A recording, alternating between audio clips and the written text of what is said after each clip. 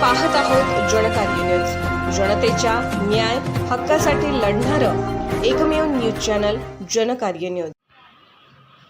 उपमुख्यमंत्री देवेंद्र फडणवीस यांच्या सरकारमधून पदमुक्त करण्याच्या प्रस्तावावर मुख्यमंत्री एकनाथ शिंदे यांची प्रतिक्रिया।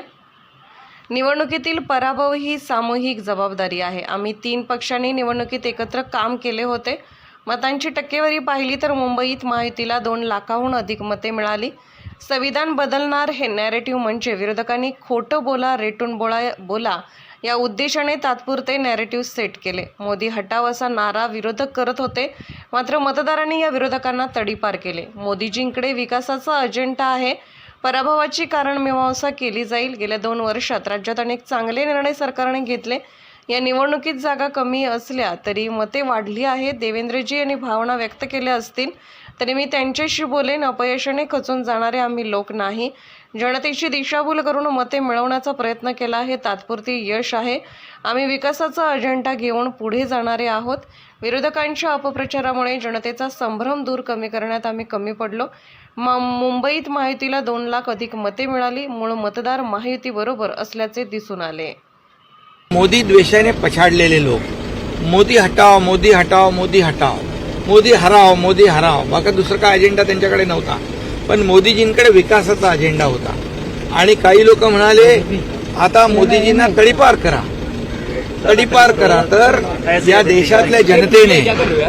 देशातल्या जनतेने बोलणाऱ्यांना, इंडिया अलायन्स वाल्यांना सत्तेपासून रोखून त्यांनाच तडीपार केलेला आहे। त्यामुळे मोदीजींच्या विकासाला लोकांनी मतदान केलं आणि एनडीएचं मेजॉरिटी झालेली आहे। त्यामुळे मेजॉरिटी झालेली असताना तुम्ही सरकारची स्वप्न पाहणं म्हणजे मुंगेरी लाल की हसीन सपने पाहण्यासारखं आहे। त्यामुळे त्यांना त्यांचं लकलाभ हो। आम्ही एवढंच सांगतो, मोदीजींच्या नेतृत्वाखाली 10 वर्ष मोदीजींच्या सरकारने एनडीएने काम केलं आणि जे काम केलं त्या कामाच्या जोरावर या ठिकाणी लोकांनी त्यांना आशीर्वाद दिले। आता मिळालेली पुढची 5 वर्ष अधिक जोमाने, अधिक वेगाने मोदीजींच्या नेतृत्वाखाली एनडीए सरकार काम करेल।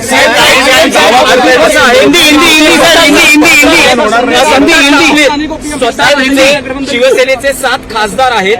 सत्ता स्थापनेत तुमची मोदींकडून काय अपेक्षा असेल? आता अपेक्षा घेऊन मी आलेलो नाही, मागण्यासाठी काय आलो नाही, आम्ही देण्यासाठी आलेलो आहे।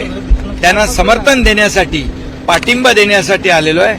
बाकी विषय जे आहेत ते नंतर होतीलच, परंतु आज मी काही मागण्यासाठी नाही, त्या मोदीजींना पाठिंबा देण्यासाठी, समर्थन देण्यासाठी।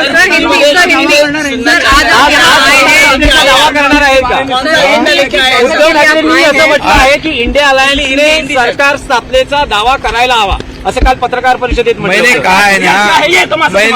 कहा है कि मोदी जी को पूरी तरह जितनी मेजॉरिटी के लिए सांसद लगते हैं, संख्या लगती है, उतनी पूरी हो चुकी है, उससे ज्यादा है।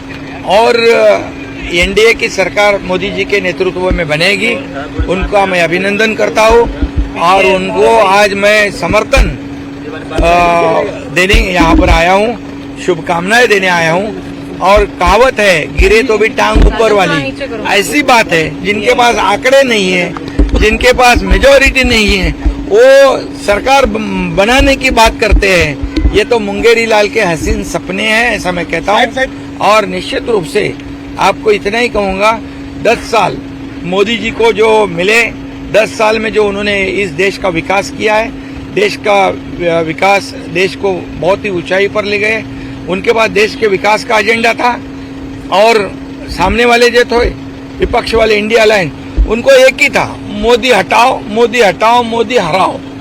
ये ऐसे जो पीड़ित लोग थे, वो लोगों को, जो कई लोग कहते थे कि मोदी जी को तड़ीपार करो, तो तड़ीपार इस देश की जनता ने उनको किया है।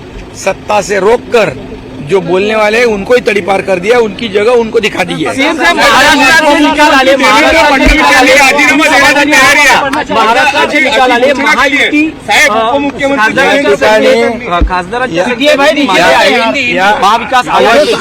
अवश्य त्यामध्ये संविधान बदलणार अशा प्रकारचा अपप्रचार करून लोकांची दिशाभूल करून या ठिकाणी मतं मिळालेली आहेत. परंतु मतांची टक्केवारी जर पाहिली मुंबईमध्ये तर महायुतीला 2 लाख मतं महाविकास आघाडीपेक्षा जास्त मिळालेली आहेत आणि टोटल मतदान जे आहे टोटल मतदान देखील एक समान झालेलं आहे. परंतु या ठिकाणी अपप्रचार गैरप्रचार संविधान बदलणार आणि घाबरवून एक दहशत निर्माण करून ही मतं मिळालेली आहेत. पण मूळ मतदार जो आहे शिवसेनेचा 19% 14.5% मतदार शिवसेनेचा आमच्या बरोबर आहे, राहिले 4.5% त्यांच्याकडे. आणि मग इतर जी मतं मिळालेली आहे ही दहशत दाखवून संविधानाचा बागुल बुवा दाखवून लोकांची फसवणूक करून दिशाभूल करून घेतलेली मतं आहेत. हे कायम टिकणारं नाही, हे टेम्पररी आहे. त्यामुळे नक्की आम्ही जो जनकार्य न्यूजला लाईक करा, शेअर करा आणि सबस्क्राईब करा.